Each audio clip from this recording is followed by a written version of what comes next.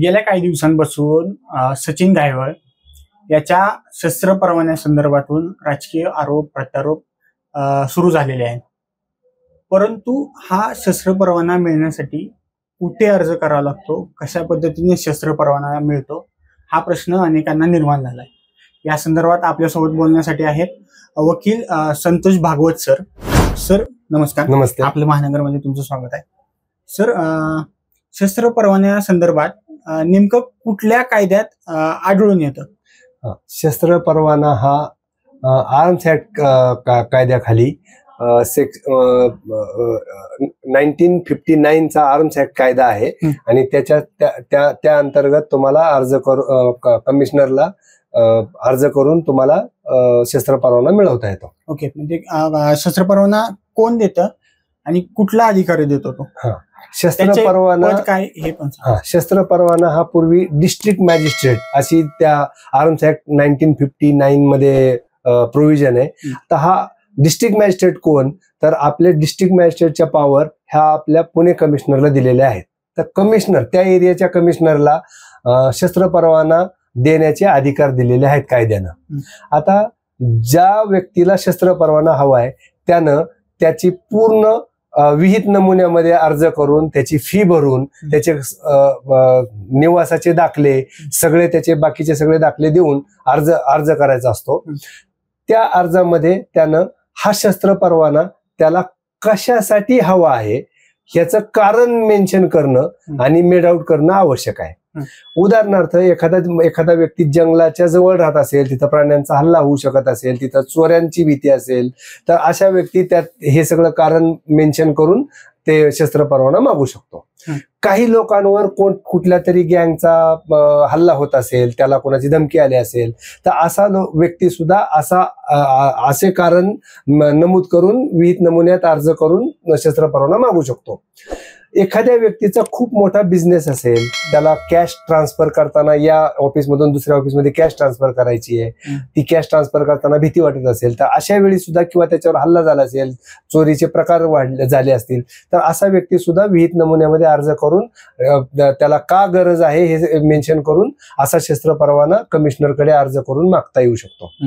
आता एकदा तो कमिशनरकडे अर्ज दिला तर तो अर्ज कमिशनर तो जो ऍप्लिकंट आहे तो ज्या एरियात राहतो त्या पोलीस स्टेशनला, त्याच्या जवळच्या पोलीस स्टेशनला रिपोर्टसाठी पाठवतो. रिपोर्ट मागवतात म्हणजे काय, तर ऍप्लिकंटचा क्रिमिनल कुठलं बॅकग्राऊंड, त्याचं बॅकग्राऊंड काय आहे, त्याने फॉर्म मध्ये भरलेली सगळी माहिती बरोबर आहे का, त्याचा ऍड्रेस बरोबर आहे का, त्याने जोडलेले डॉक्युमेंट्स बरोबर आहेत का, हे सगळं पाहून ते त्यानंतर त्याचं क्रिमिनल बॅकग्राऊंड सुद्धा पाहिलं जातं.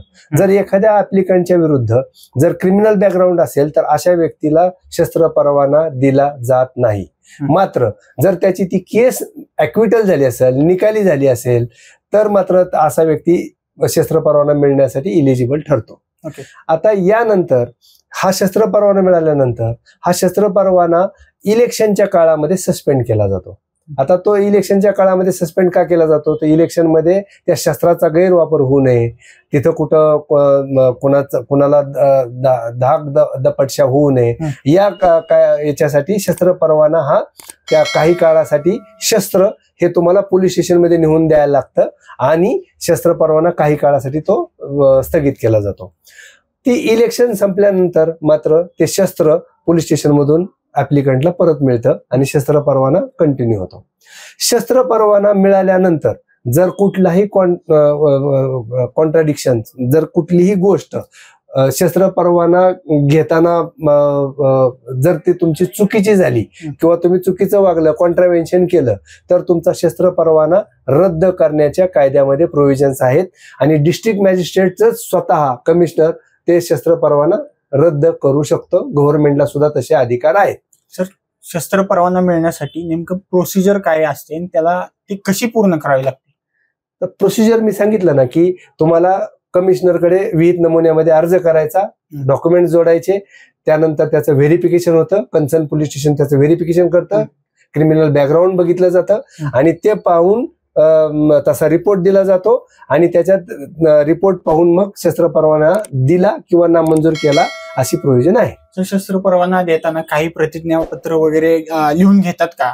हो, शस्त्र परवाना देताना काही विहित नमुन्यामध्ये ॲफिडेव्हिट्स घेतली जातात. ती तुम्ही अर्जामध्ये लिहिलेले जे रिझन्स आहेत ती खरी आहेत हे दाखवण्यासाठी तुम्हाला तसं ॲफिडेव्हिट देणं बंधनकारक आहे. तर शस्त्र परवाना किती दिवसांसाठी दिला जातो?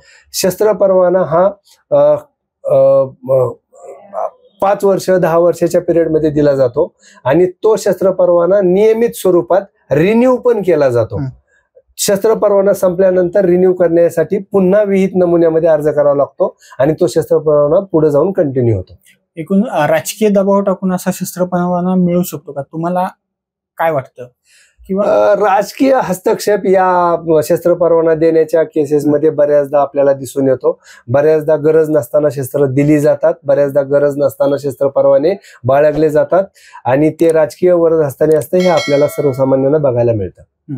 जर एखाद्याला शस्त्र परवाना म्हणजे एखाद्याकडे शस्त्र परवाना नसला आणि त्यानं जर जवळ बाळगलं तर त्याला काय शिक्षा होऊ शकते? आर्म ऍक्टच्या 325 आणि 425 हे पेनल सेक्शन्स आहेत. 325 जर फायर आर्म बाळगलं तर आणि 425 कोयते वगैरे जर बाळगले तर लावले जातात. या सेक्शन्स खाली जर तुम्हाला 325 लावला तर सेक्शन 39चं डिस्ट्रिक्ट मॅजिस्ट्रेटचं परत चार्जशीट देताना दाखल करताना परमिशनची सँक्शनची आवश्यकता असते. जर तुम्ही इल्लीगल पद्धतीनं आर्म बाळगताय असं आढळून आलं तर 325 खाली तुम्हाला 7 वर्षापर्यंत शिक्षा होऊ शकते आर्म ऍक्ट खाली. आणि जर आर्म ऍक्टचं लायसन मागितलं, आर्म ऍक्टचं लायसन मागितलं, जर लायसन मागितल्यानंतर जर लायसन तुमचं रिजेक्ट झालं कमिशनरच्या ऑफिसमधून तर अशा वेळी तुम्हाला विभागीय आयुक्ताकडे अपील करून दाद मागता येते. विभागीय आयुक्तानं जर तुमचं अपील फेटाळलं तर तुम्हाला त्या अपिलाच्या विरुद्ध पुन्हा मंत्रालयात, गृह मंत्रालयात अपील दाखल करता येतं आणि तिथं सुद्धा त्याची सुनावणी होते. थँक्यू.